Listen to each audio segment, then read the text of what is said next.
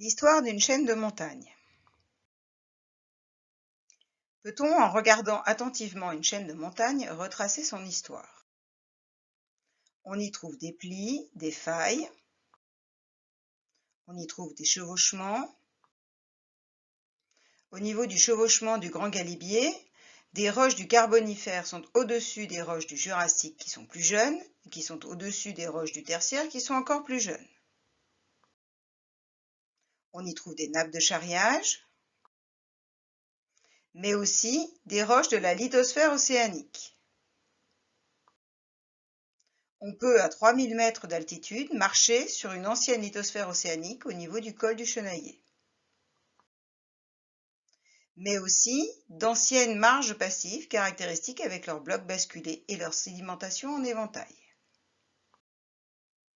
On y trouve des roches ayant subi une transformation en profondeur.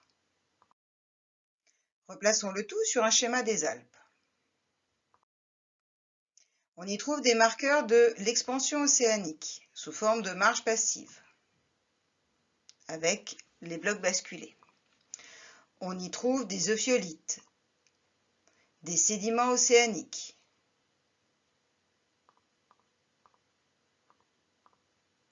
les marqueurs de la subduction océanique, des euphiolites et des métagabbros,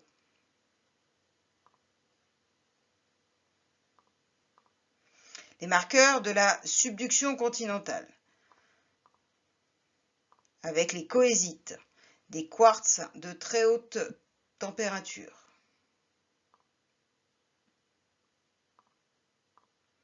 et les marqueurs de la collision, des plis, des failles, mais aussi des nappes de charriage,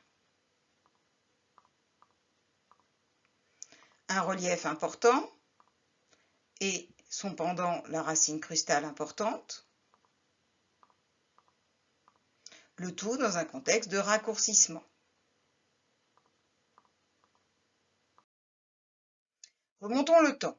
Avant la collision, il y a eu subduction. Les deux continents étaient séparés par un océan en subduction. Encore avant, les deux continents étaient séparés par un océan en expansion. Encore avant, les deux continents ne faisaient qu'un. Si on reprend l'histoire dans l'ordre chronologique, un continent se fracture, parce qu'ailleurs, une zone de subduction tire le continent. Fracturation qui se traduit par une structure en bloc basculé, caractéristique d'une marge passive. Puis les deux continents sont séparés par un océan en expansion. La lithosphère océanique devient assez dense pour s'enfoncer dans la sténosphère. Il y a subduction, les deux continents se rapprochent.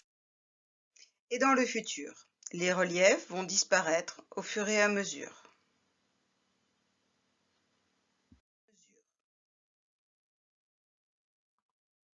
Deux phénomènes se compensent pendant un temps, érosion et réajustement isostatique associés à l'extension tardi-orogénique.